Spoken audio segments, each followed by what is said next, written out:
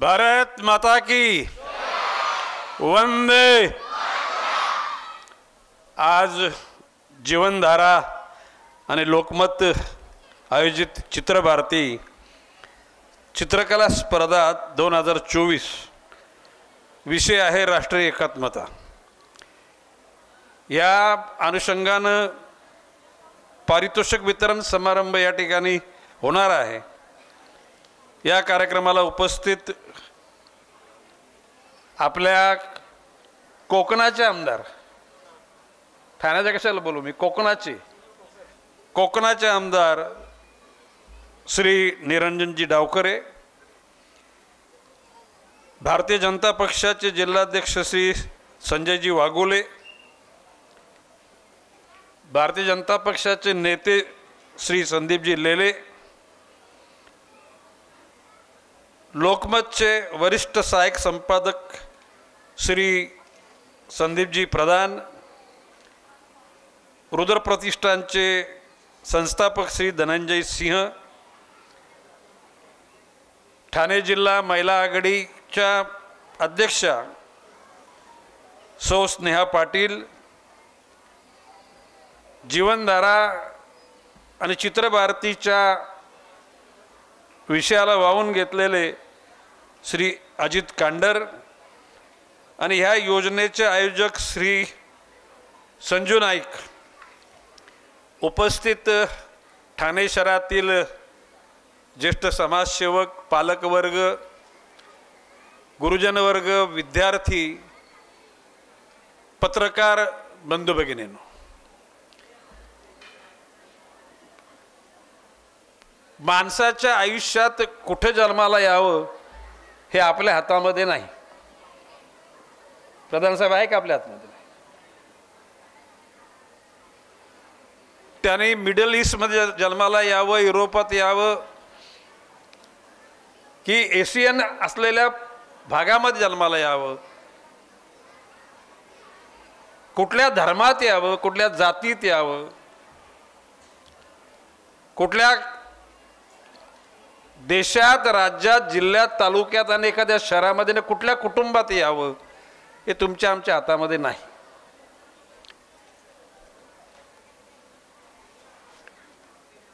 गेल्या 22 तारखेला प्रभू रामचंद्राच्या मूर्तीची प्रतिष्ठापना अयोध्येमध्ये झाली। ब्रह्म विष्णू महेशांच्या इच्छेनुसार ब्रह्मदेवानं ह्या विश्वाची निर्मिती केली आणि या भूतलावर किंवा विश्वामध्ये नियमन करण्याची जबाबदारी भगवान विष्णूवर देण्यात आली।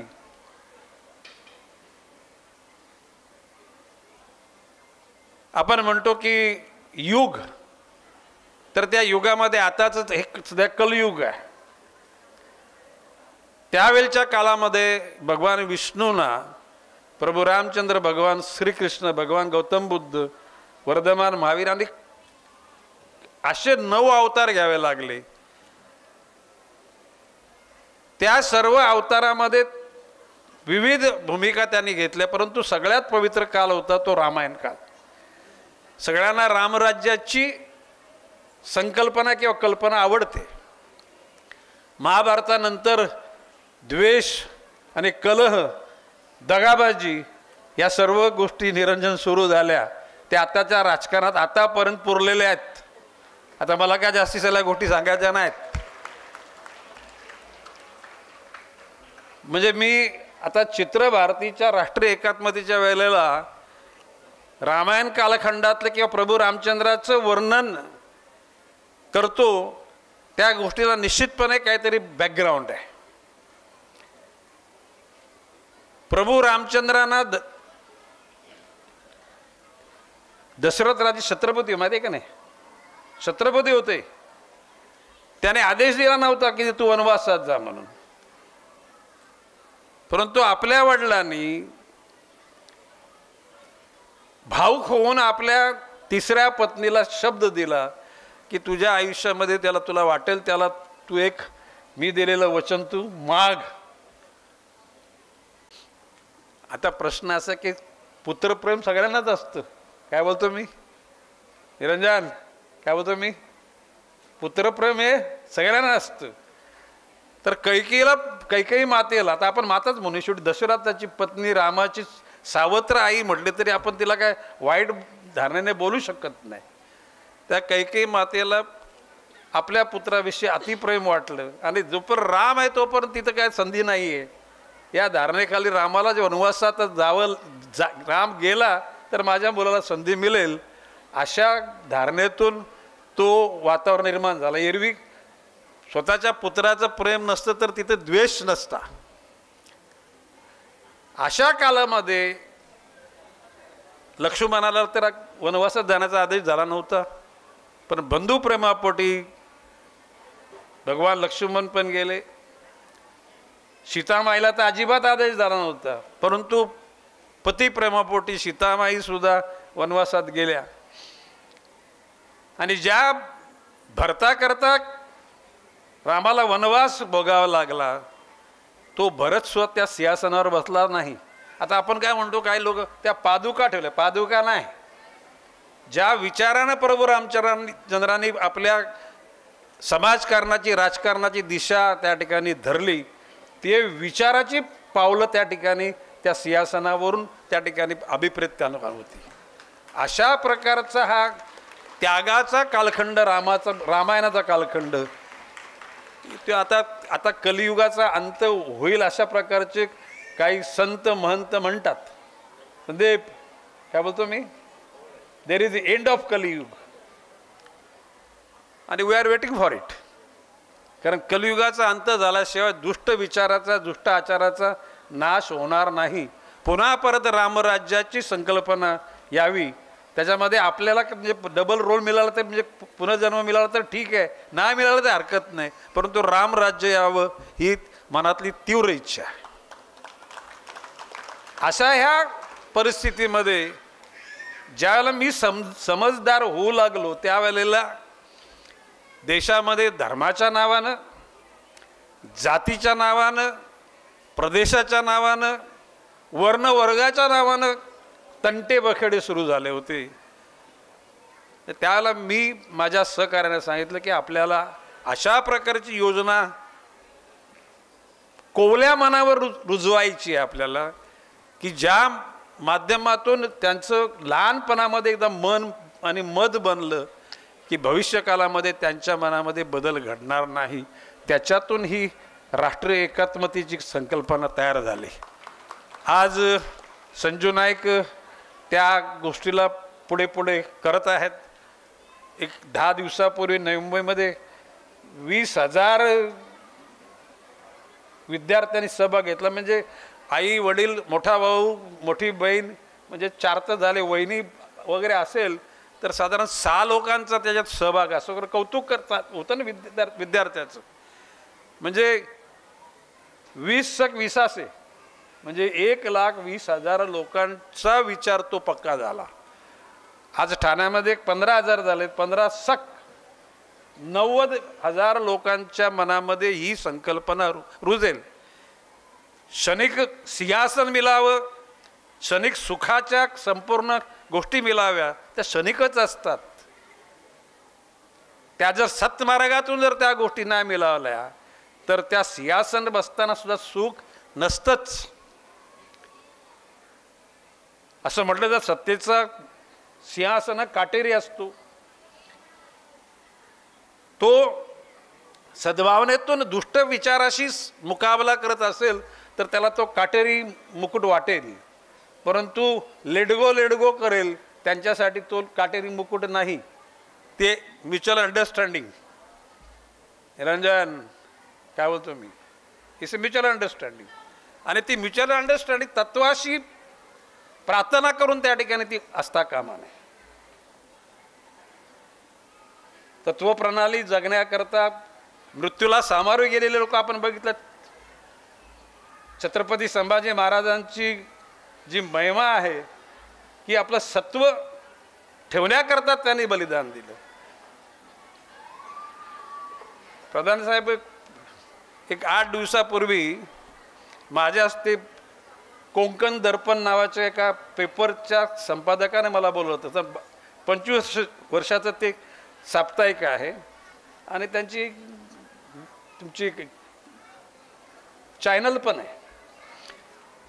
तर त्यांना म्हटलं की जसे वाण्याच्या दुकानामध्ये ABC, गहू क्रमांक 1, गहू क्रमांक 2 आणि गहू क्रमांक 3 ह्या कॅटेगरीचे गहू असतात की नाही पाटील मॅडम, तुम्हाला जास्त माहिती.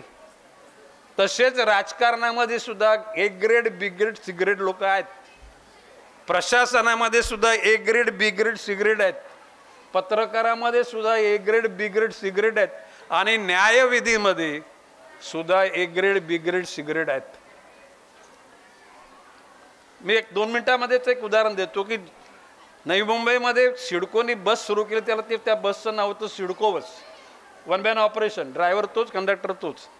नंतर तिथं मस्ती झाली म्हणून सरकारनं वसंतदादांच्या कालखंडामध्ये BMTC, Bombay metropolitan transport corporation याची स्थापना केली. तिथे कंडक्टरची युनियन माझी, ड्रायव्हरची डॉक्टर दत्ता सामंतांची आणि मेकॅनिकल डिव्हिजनमध्ये आमचा सुरेश ठाकूर नावाचा माझा मित्र त्याची युनियन. एकाला कोणाला राग आला तरी ती ट्रान्सपोर्ट बंद व्हायची. वसंतदादांनी ती बंदच करून टाकली. कारण त्याला माझा स्वार्थ असा होता की त्या एक बस मागे आमचे 7 प्रकल्पग्रस्त लागायचे. आणि मग त्यावेळेला परवेज म्हणून माझा मित्र होता, तो राजीव गांधीच्या आतेचा मुलगा, फेडरल रोडात येत राहतात. त्यांची फॅक्टरी आमच्या रबाळ्याला होती. मी ते परवेजला बोलले, यार मॅडमला जरा मला भेटायचं. वसंतदादांनी आमची बस बंद केली. आपल्याकडचे LV बनसोड नावाचे लेबर लॉ कन्सल्टंट होते. ST डेपो समोर त्यांचं ऑफिस होतं. कुठे? ठाण्याला. LV बनसोड नाव तरी ऐकले का तुम्ही? तुम्ही फार लहान होतात. आमचा बुधाजी भोईर तर नाव ऐकले. अशोक जालनावाला, लोकसत्ता आणि मुंबई सकाळचे दोन्ही पेपरचे ते जनरल फ्रीलान्सर होते. आम्ही महाराष्ट्र भवनमध्ये जाऊन, त्यावेळेचा महाराष्ट्र भवन, आताचा भुजबळ साहेबांनी मानलेला नाही, आम्ही गेलो. आणि त्या दिवशी भिंद्रनवाल्यांचं नाटक सुरू होतं त्याला. तर ते रेड अलर्ट केला आणि आम्हाला मॅडमची भेट झाली. म्हणजे we are advise to meet Vasantrao साठे.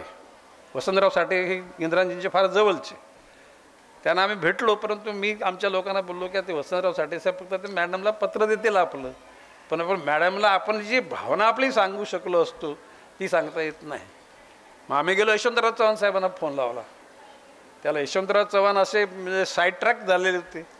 निरंजन, हे तुला गोष्टी सांगतो, राजकारणामध्ये साईड ट्रॅक करण्याचा फार सिरियस विचार होतो.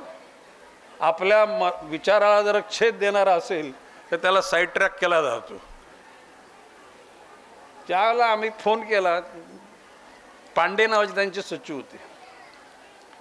आता ह्या विद्यार्थ्यांना मी तुम्हालाच राजकारणी बस यांना त्यांच्यासाठीच आहे, विद्यार्थ्यासाठी नाही आहे. यशवंतराव चव्हाण साहेबांना भेटलो आम्ही. वेणुताई चव्हाणांचं काहीतरी 4-5 महिन्यापूर्वी निधन. फक्त हॉलमध्ये एकच फोटो, एक संट्री, तो आम घेतलेला. आणि तो पांडे आणि यशवंतराव चव्हाण मस्त धोतर, जॅकेट बिकेट, टोपी घालून फक्त आमच्यासाठी ते तयार झाले होते. एकही माणूस तिथं नव्हता. मी त्यांना निवेदन दिलं आणि आलो. त्याला ठाण्याच्या लेबर कोर्टामध्ये आमची केस चालू होती.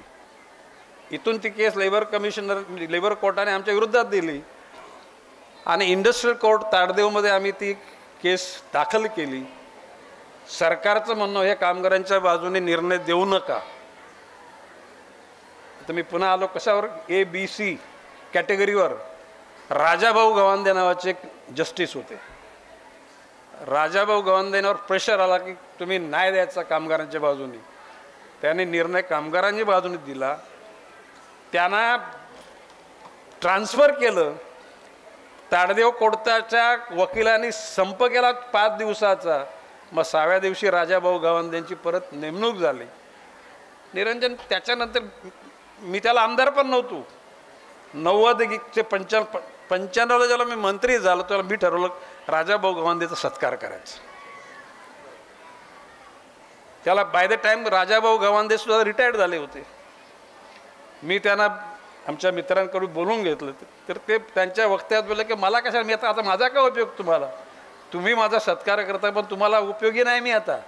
तर म्हटलं उपयोगी नाही, भावी पिढीतल्या न्यायाधीशांना हा मेसेज आहे की समाजाच्या घटकामध्ये जर का तुम्ही जर निष्प्रयतेने त्या ठिकाणी न्याय दिला तर समाज अशा प्रकारचा सन्मान करतो. आणि म्हणून मी म्हटलं की राजकारणामध्ये, वृत्तपत्रांमध्ये, प्रशासनामध्ये आणि न्यायाधीशांमध्ये सुद्धा ABC ग्रेड आहेत. आणि म्हणून त्या अनुषंगानं जीवन घडावं. प्रत्येक माणसाला जन्माला जगण्याचा अधिकार आहे. तो अमुक धर्माचा आहे म्हणून त्याला जगण्याचा अधिकार नाही असं कोण म्हणत असेल तर we are not agree with it, we disagree. तो जर राष्ट्राच्या विरुद्ध असेल, तो जर समाजाच्या एकूण सिस्टीमच्या विरुद्ध असेल तर त्याला सिस्टीममधून त्याला आपण न्याय निवाडा त्याचा करू आपण. अशा धारणेतून ही स्पर्धा करण्यासाठी मी सुरुवात केली. संजू नाईकांनी टिकून आज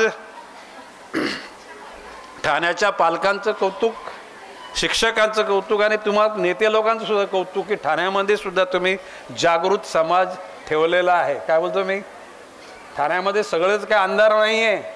ठाणं हे उजेडाचंच ठाणं आहे. किंबहुना प्रायमरी स्कूलमध्ये असताना आमचं कपडे खरेदी करणं, पुस्तक खरेदी करणं ठाणा बाजार रोड, दुसरं होता काय ठाण्याच्या शिवाय दुसरं काय नव्हतं ना. म्हणून ठाणा हे तसं म्हणजे ठाणे तिथे काय होऊ नये, कोणी म्हणतात पुणे तिथे काय होऊ नये, बट मी सांगतो ठाणे तिथे काय होऊ नये. आणि अशा प्रकारची ज्यांना बक्षिसं मिळतील ती कौतुकास्पद आहेत, परंतु ज्यांना बक्षिसं मिळणार नाहीत त्यांचं सुद्धा अभिनंदन करा. भविष्यकालाचे तुम्ही या देशाचे नागरिक, राज्यकर्ते आहात. तुम्हा सर्वांना सुयश मिळो ही सदिच्छा.